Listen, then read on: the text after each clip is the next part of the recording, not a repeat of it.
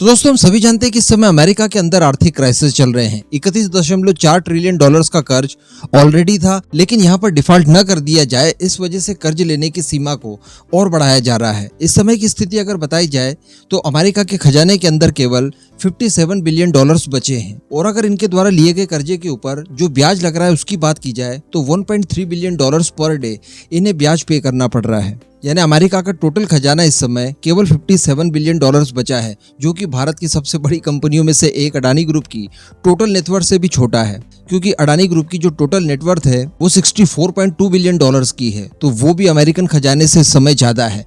अब अमेरिका की बात की जाए तो वो सुपर पावर देश है। अब सुपर पावर देश होने के नाते आपके ऊपर कई सारी रिस्पॉन्सिबिलिटीज होती है। रिस्पॉन्सिबिलिटीज के साथ साथ आपको अपने सॉफ्ट पावर को लगातार बनाए रखना होता है। जो भी देश है दुनिया भर के, उन सभी के ऊपर आपका दबदबा हो, इस वजह से आपको कई क्षेत्रों में काम करना होता है। तो अमेरिका द्वारा भी कुछ क्षेत्रों में काम लगातार किए जा रहे हैं, जिसके चलते अमेरिका दुनिया के कई सारे देशों को एड भेजता है। किसी देश को मेडिकल एड भेज रहा है, किसी को फूड एड भेज रहा है, तो किसी को मिलिट्री एड भेज रहा है। लेकिन पाकिस्तान की अगर बात की जाए तो उसे आप किसी भी तरह की एड दीजिए, उसके इस्तेमाल वो भारत के खिलाफ ही करेगा।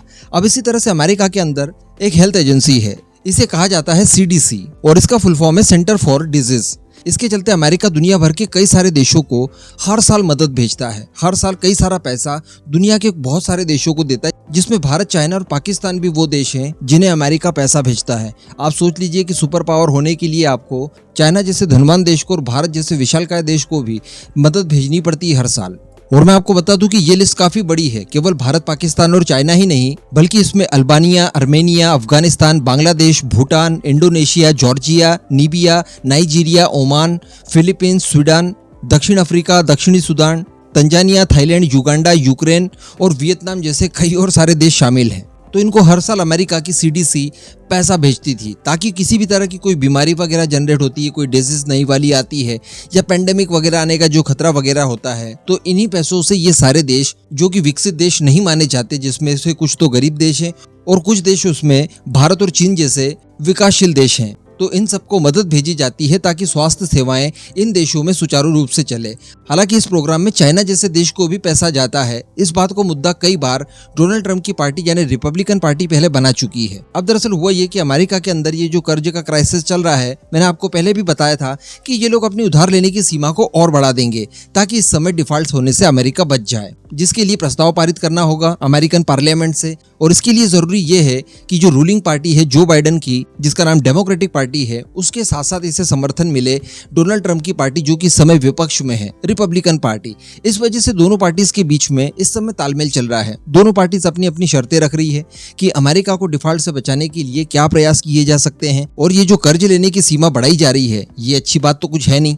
तो आगे इस तरह की परिस्थितियां और जनरेट ना हो तो कहां पर खर्चों पर लगाम लगाई जाए, इन सब चीजों को लेकर गहन मंथन चल रहा है। पहले भी मैंने आपको बताया था, डोनाल्ड ट्रंप की पार्टी जो है वो इस मांग को काफी जोरों से उठा रही है कि जो फिजूल खर्ची चल रही है अमेरिकन गवर्नमेंट की तरफ से, इसमें कटौती की जाए और बजट में अच्छा खासा कट ऑफ इस बार लगाया जाए। तो उसी का एक हिस्सा देखने के लिए ये मिला कि CDC के पैकेज से 400 मिलियन डॉलर्स इस बार काट लिए गए हैं। तो अब इन देशों को, जिनका नाम मैंने आपको बताया, जिसमें भारत, चाइना और पाकिस्तान भी शामिल है, इन्हें किसी तरह की कोई मदद हेल्थ सेक्टर से संबंधित अमेरिका की तरफ से नहीं दी जाएगी। अब चाइना और भारत को तो फर्क पड़ता ही नहीं है, क्योंकि जितना ये लोग हमको दे नहीं रहे हैं, उससे ज्यादा तो हम भी दूसरे देशों को एड के तौर पर दे देते हैं। जैसे यूक्रेन का ही मामला ले लिया जाए तो भारत कितने बड़े स्केल पर उन्हें एड प्रदान कर रहा है। इसके अलावा हम लोग पैलेस्टाइन को देते हैं, अफगानिस्तान को एड दे रहे हैं, तो हम लोग भी दुनिया भर को बहुत सारा बांटते हैं। लेकिन अगर बात की जाए स्पेशली पाकिस्तान की, तो ये पाकिस्तान के लिए बहुत ज्यादा खराब परिस्थिति मानी जा सकती है। वैसे ही पाकिस्तान अपने ऐतिहासिक डाउनफॉल की तरफ चल रहा है। उनकी GDP गिर रही है, भुखमरी है, उनका जो विदेशी मुद्रा भंडार है लगभग न के बराबर बचा हुआ है, उधार और भीख पर ही उनकी जिंदगी चल रही है। ऐसी परिस्थिति में ये जो अमेरिका की तरफ से हेल्थ सेक्टर के लिए जो पैसा मिलता था, ये उनके लिए काफी उपयोगी हो जाता था, क्योंकि परेशानियां आपके यहाँ कैसी भी हो, भारत से लड़ने के लिए आपको वेपन्स और आतंकी तो तैयार करने ही करने हैं। तो इन सब पैसों का इस्तेमाल पाकिस्तान भारत के खिलाफ किया करता था।